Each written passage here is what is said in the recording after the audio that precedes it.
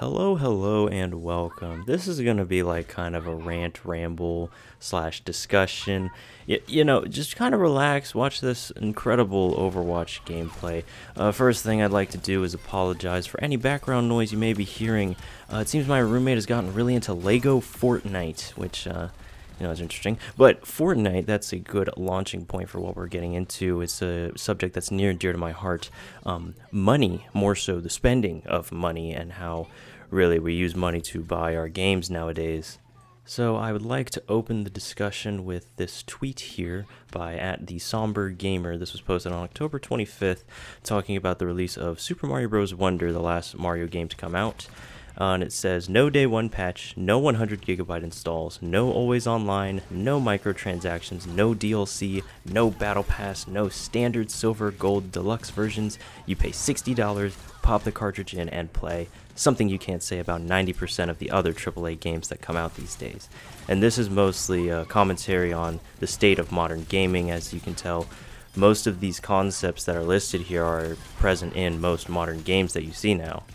And Nintendo has been both praised and ridiculed for their business decisions, but I'm sure a lot of people agree that the way that they monetize their games in terms of actual main releases is actually pretty favorable for most. You simply buy the game and you own the game. And if you don't really completely understand what I'm talking about, well, that's what the rest of this video is for.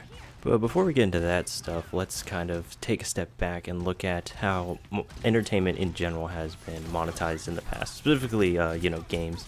So you look at old games like analog games, kind of chess, board games, stuff like that. Honestly, it's pretty simple. You buy the game and you own the game, all the pieces, the board, everything that comes with it. We see, however, that some games actually require multiple purchases to play. For example, a lot of card games, they have multiple card packs that you can buy, and games like Warhammer 40k, things like that, there's more figures you can buy, a lot of stuff you can collect to enhance the way that you play the game. Even card games that exist today, like games like Card Against Humanity and stuff, you have multiple packs that you can buy to kind of make the experience much larger for the player. Then you have games like Dungeons and Dragons, where you can purchase the campaign books, and then there's also like starter kits, there's dice you have to buy, and then there's a lot of printable stuff like character sheets and spell sheets and all that. And then there's a lot of extra stuff you can buy too, like little cards that show status effects and monsters and stuff. But all in all, it's actually a really cheap game if you know what you're doing already, like all the rules and stuff. It's mostly imagination. And it just really goes to show how different games can be when you compare how much they cost with each other. Because, these games are formatted very differently. But then you look at video games and you think, well, mostly they're pretty similar, honestly. It's just a game hosted on a console that you have to also buy. So really the pricing should be the same for them. You buy the game and then you have a physical version of it that you put into the console and you can play like that.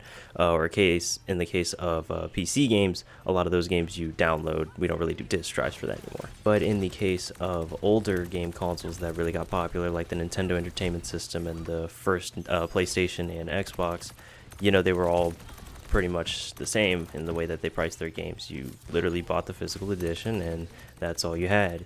And gaming absolutely was not cheap back in the day. These old consoles ran for the equivalent of $300 to maybe $500 per console, and this was the companies running at a loss a lot of the times. The cost to actually produce these consoles with experimental technology, it was immense. And then the actual games themselves, they ran for what would be the equivalent to like $80 to $100 today. It certainly was not a cheap hobby to have, and a lot of people think that gaming has gotten more expensive over the years with how things are monetized now, but honestly, I think overall it's much cheaper to game nowadays than it was when it was still a lot more niche.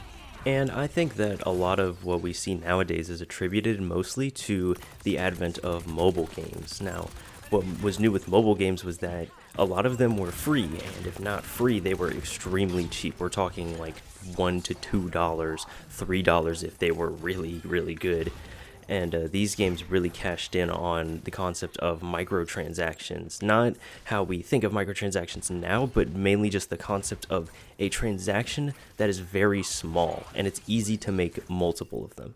It is much easier to get someone to pay $1 to $2 here and there rather than saying, give me $60 right now for a product. But these older games, most of the time they were still the complete package when you bought them. It would be $1 to $2 for something, and then you can play the game as much as you want on your phone. Now, these games eventually got updated over time, so most of the original ones that we knew for being full packages aren't really that anymore, but the concept still holds up. And during this time, the regular console games were still being monetized like they usually were, physical releases only most of the time, and they certainly weren't cheap. But as you may know, eventually we saw a shift in the way that games were going to be monetized. Mobile games, a lot of them started having multiple purchases that you could make in the game, as well as a lot of advertisements put in the game. Now, advertisements are so that the game can actually be monetized. This was especially for free games that were out at the time. And one of the most common purchases that a person could make in a game was actually to remove advertisements. Usually it was only about $1, and games still do it today, obviously, although mobile games aren't really as prevalent as they used to be. But yeah, only $1, and you can remove all the advertisements, which most people saw as a huge annoyance. So it was really easy to get people to agree to the $1 purchase for a lot more freedom in playing a game that they like. And the way that other mobile games did microtransactions was by a lot of games that pitted players against other players, such as Clash of Clans. They would give you a leg up in the game if you purchased a certain item or character or something. There were a lot of games where there was progression that took real life time, and you could skip the progression if you used like a special currency that you could buy with real money. Once again, Clash of Clans was guilty of this. But what we saw with games that did these kinds of microtransaction models was that these games would actually make immense amounts of money.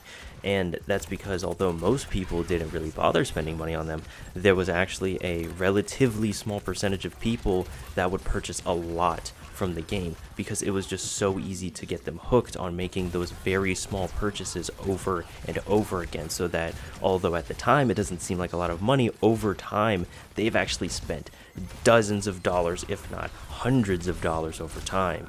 And then the psychology of this is very interesting too, because you spend money on this game and you get really into it. At some point you feel like you can't stop spending money on it, or else it's like all of that you've spent in the past has kind of been a waste. And this is honestly the sunk cost fallacy.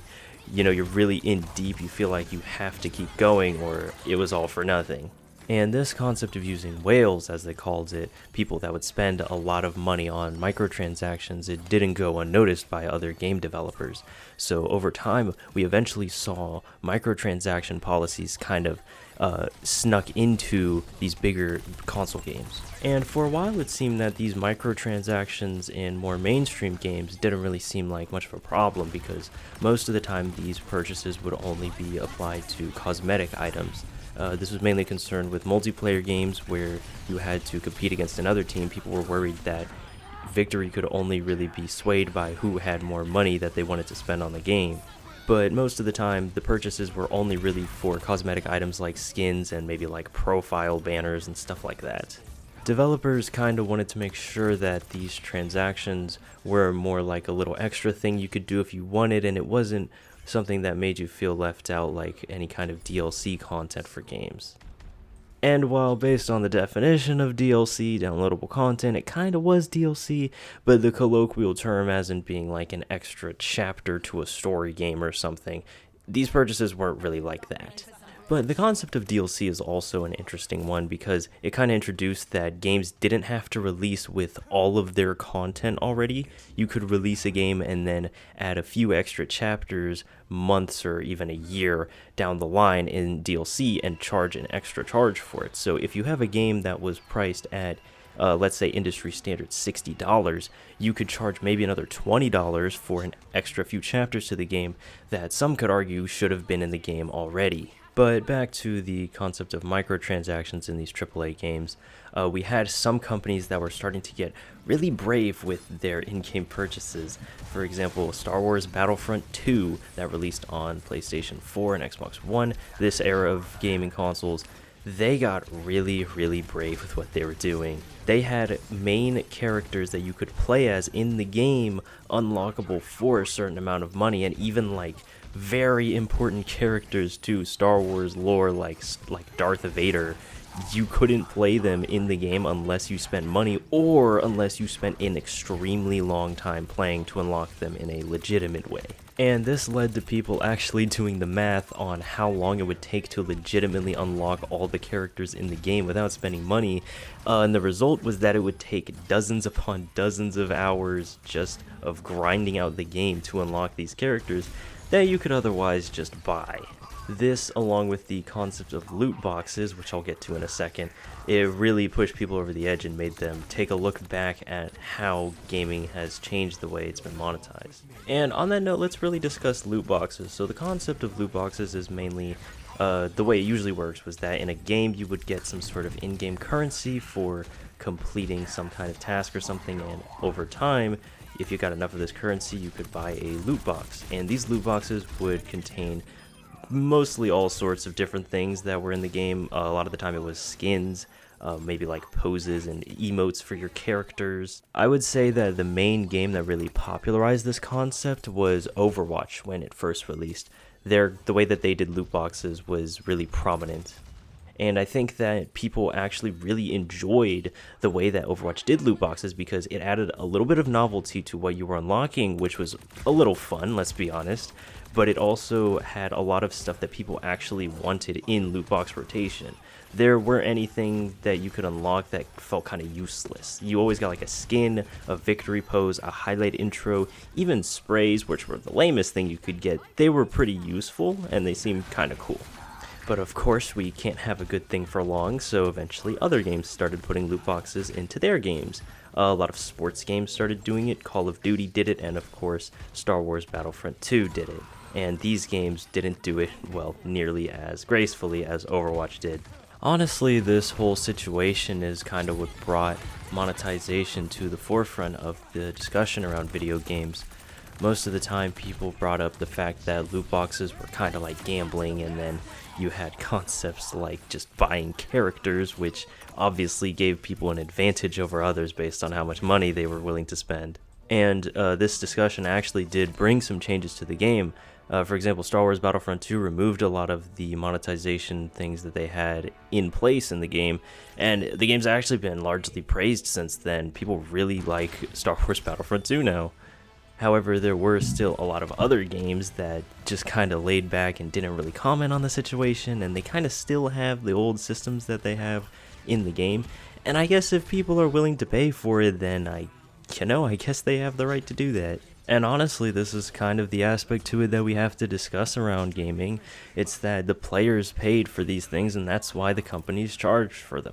If I didn't spend $10 on this skin, well, the company isn't going to charge $10 for the skin, because if no one bought it, why would they even charge for it?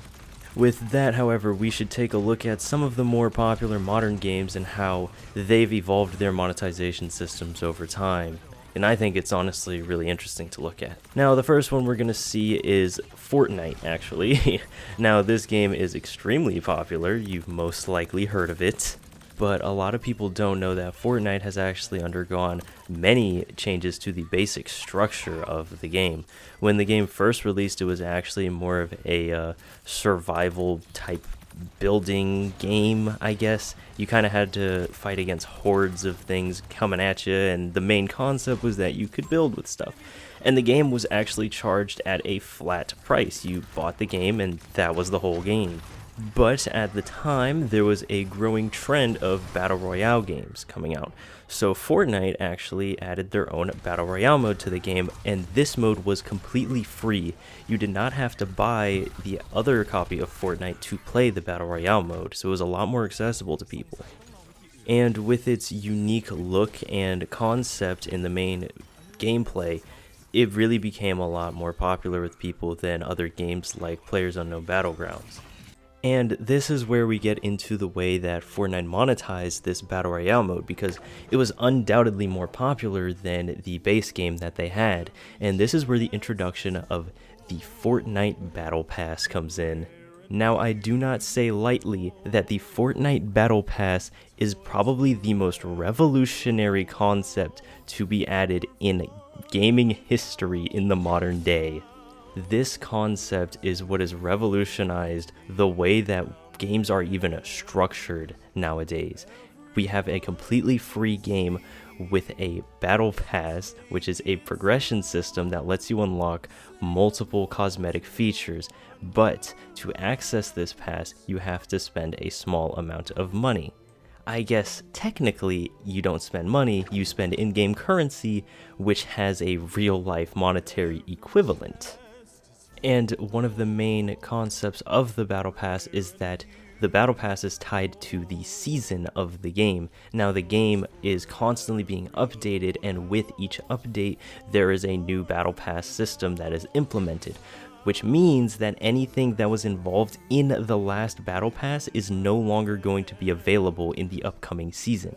Which also brings up the concept of FOMO, or the fear of missing out. This means that a lot of people are going to see these cosmetics, and even though they may not be too attached to them, they know that a lot of people are going to have them, and if they wait too long, they're going to miss their chance to have them, which makes the urge to get that Battle Pass much stronger. And this was an incredible idea. Fortnite made so much money off of this that they are still doing it to this day, years later. And in fact, the Battle Pass has only gotten stronger over time for Fortnite with the introduction of crossover characters and more unique ideas, even sponsors from real-life artists that we have. Overall, Fortnite, really all they need is the Battle Pass, and that's really all they have right now. Well, okay, they do have a little bit more now. They have the in-game item shop, and I mean, they've always had this, but basically for the same currency that you can buy the Battle Pass with, you can buy more skins, pickaxes, other cosmetics. You can buy that stuff directly one-to-one, and they often have like deals going on so that they're a lot cheaper. However, a lot of these skins cost $10 to $20 worth of in-game currency, which seems extremely overpriced, right? Honestly, this is just kind of an evolution of the old concept of microtransactions. But honestly, Fortnite hasn't really changed that much. This whole Battle Pass system they have has been enough to keep them afloat. In fact, it's been more than enough to keep them afloat for a long time now. But it did inspire a lot of other games. And the other game that we're going to look at is Overwatch 2. Now, earlier in the video I discussed Overwatch and the way that they utilized loot boxes in their game, which was controversial at the time. However, people that looked at loot boxes, while they did look at Overwatch for popularizing it, a lot of the time they admitted that Overwatch kind of did it in a way that gamers appreciated and actually liked. Well, the days of that are over. Loot boxes are no longer in Overwatch, or now known as Overwatch 2. They have been completely removed, and they have a system now that is much more akin to Fortnite. Overwatch has an in-game shop that sells things like skins and weapon charms and highlight intros and all that good stuff, which once again, these skins, I mean, these are really egregiously priced, honestly. Skins that have come out have been priced at nearly $20 by themselves worth of in-game currency. And then what they do is that they bundle some of these skins with like a small thing like a profile picture or a weapon charm or a highlight intro, and then they still like discount it at the price of $20 worth of in-game currency, as if that stuff is really worth it. For reference, the first version of Overwatch, I guess technically it was a different game, but Overwatch, the old game, by itself, it was priced at $60 full price. This is not counting any discounts or sales that could be going on. One of the skins that is sold in Overwatch 2, if it is deemed valuable enough, is worth a third of the entire game of Overwatch in the past. And if you're not aware, Overwatch 2, the version that we have now, is actually completely free now. So even if you bought a physical version of Overwatch 1, that game has been updated to be Overwatch 2, which basically means you spent $60 years ago for a product that is now free, because you can't play the first Overwatch anymore. It's just Overwatch 2 now. But we have this item shop concept, and then we also have a battle pass in Overwatch as well, where you unlock things like skins, weapon charms, all that good cosmetic stuff. However, there is one thing that has changed, and that is heroes are now in the battle pass. Whenever Overwatch 2 releases a new character to play as, you cannot play that character unless you unlock them in the battle pass. Now, if you have the premium battle pass, which is the one you have to spend money for, you can unlock the character immediately. Like, basically, you're paying for the character and then access to the battle pass. But if you do not spend money on the battle pass, there are some free rewards you can get, although they're mostly not that good, let's be honest. However, you have to work your way up through tier 45 of the battle pass to unlock the character that you would otherwise get immediately if you just spent the $8 or $10 worth of currency that you need to get the premium version. And this concept of having heroes in the battle pass has definitely been ridiculed over time. I mean, the main concept with microtransactions was that they didn't necessarily give you an advantage, albeit if they did, it was a pretty small one. This is the concept of locking an entire character behind a battle pass. And if it's a later season than when the character came out and you never unlocked them, you can unlock them for free by doing some missions and playing a lot of matches. However, that kind of ties into the whole FOMO thing from earlier, where everybody's going to be playing this character a lot sooner than you are, which really tempts you to get that battle pass, even though most of the stuff in there is kind of useless, let's be honest. With this though, we see the way that game development has really shifted. A lot of games now are releasing for completely free, but with a concept similar to a battle pass or an item shop. And while I still think that Fortnite does this very well, a lot like how Overwatch did loot boxes very well, we're seeing a lot of the same problem here. These games are becoming less like a product that you can buy, but like a subscription that you subscribe to for a service. Not to mention the whole concept of live service games, which these are games that completely rely on the servers that they run on. If the servers ever go down, or if, the servers ever get completely shut down because the game doesn't get enough traction, well, any money that you spent on that game is basically gone. You don't have the game anymore, you can't play it. Which brings us back to the tweet from earlier. We have video games coming out that have all of these concepts of monetization that really feel draining to players. It's very, very refreshing when we get something like Super Mario Wonder, or honestly any main Nintendo game that comes out now, where all you have to do is buy the game and you can play it. And really, that's kinda wild to think about. Players do not need to feel relieved when they get a simple and straightforward financial experience. It really shouldn't be that complicated. But alas, that is the world we live in right now. So honestly, from taking a step back and looking at the way that these games have been monetized, we can see how different games have been looked at in the eyes of developers and players alike. And all in all, really, all we can do is hope that things get better, and maybe, just maybe, games being raised to a standard of $70 is going to fix things. Thank you for watching.